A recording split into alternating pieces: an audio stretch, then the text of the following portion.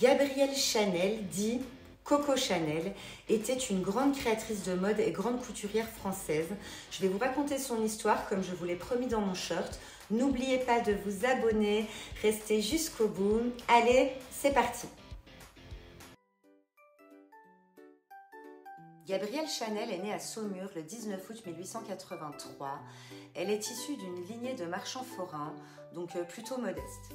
La mère de Gabrielle décède le 6 février 1895, alors qu'elle n'est âgée que de 31 ans.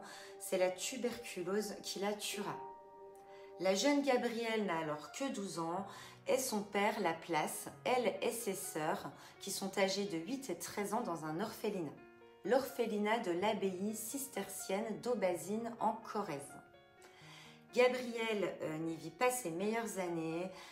Elle subit pas mal les moqueries de ses camarades et du coup, elle s'invente un père aventurier parti faire fortune à New York. Enfin bon, on peut la comprendre, pas facile pour une jeune adolescente. Donc pendant ces 6 années à l'orphelinat, où elle aurait eu une vie plutôt austère et rigoureuse, elle a appris à coudre et elle aurait vraiment développé ses compétences. Ce qui va laisser une empreinte durable sur son style futur. Elle se serait inspirée du lieu pour créer des vêtements aux lignes épurées et harmonieuses.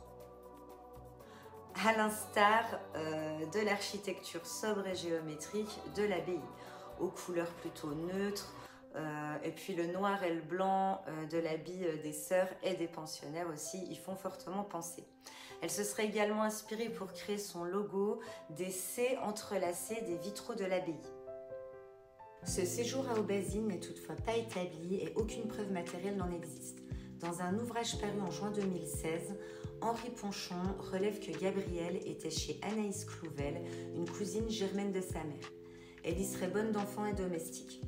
Ces faits sont confirmés par les descendants actuels d'Anaïs Clouvel. La légende d'Aubazine aurait été créée par Edmond Charles Hooks dans son livre L'Irrégulière. À 18 ans, elle s'inscrit chez les chanoinesses de la congrégation Notre-Dame, où elle se perfectionne en tant que couseuse. Elle y retrouve sa tante Adrienne, d'1 an sa cadette, avec laquelle elle va lier une forte amitié. À Moulins, elle a vécu 6 ans. Le jour, elle cousait avec sa cousine, car elles se sont mises à leur compte. Et le soir, elle chantait dans un café-concert la chanson « Qui a vu Coco dans le Trocadéro ?» Ses admirateurs scandent « Coco » quand ils la voient, et ce diminutif qui du coup lui restera à jamais attaché.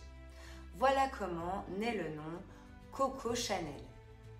En 1906, elle rencontre le riche Étienne Balzan. C'est un officier qui lui fait découvrir la vie de château. C'est la fin de sa vie moulinoise, une période qu'elle n'aimait guère évoquer.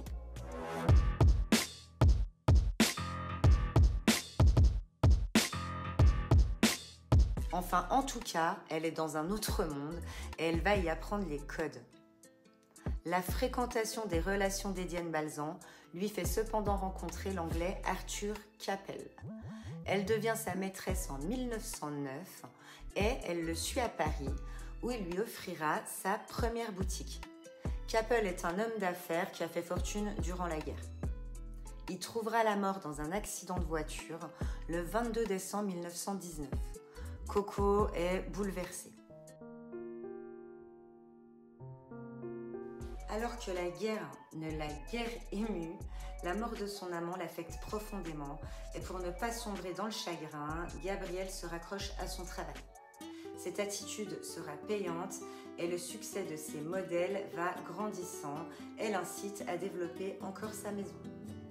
Poursuite du succès, dès 1921 à Paris, place Vendôme, elle dispose de ses propres fabriques et s'associe avec la marque Bourjois afin de commercialiser, ses parfums. Lui, c'est parti, elle essaye le parfum. Elle rencontre plusieurs hommes comme le grand-duc de Russie, Dimitri Pavlovitch. Il l'aurait inspiré pour la création de son célèbre parfum numéro 5, ressemblant à la flasque de vodka des troupes russes de l'époque. À l'automne 1924, elle devient une intime de Hugues Richard Arthur Grosvenor, pas certaine de la prononciation, deuxième duc de Westminster, réputé l'homme le plus riche d'Angleterre. En 1926 est créée la célèbre petite robe noire, une couleur jusqu'alors réservée exclusivement au deuil, mais qui aura le succès que vous lui connaissez. Et en 1936, les couturières ont des revendications. Elles demandent un meilleur salaire et des journées de travail plus courtes. Elles auraient même chassé Chanel de ses propres ateliers et boutiques. Et du coup, quand la Seconde Guerre arrive, elle saute sur l'occasion Chanel pour se venger. Elle prétend que ce mouvement massif de grève est provoqué par les politiciens juifs de gauche. Elle dit qu'ils menacent la France.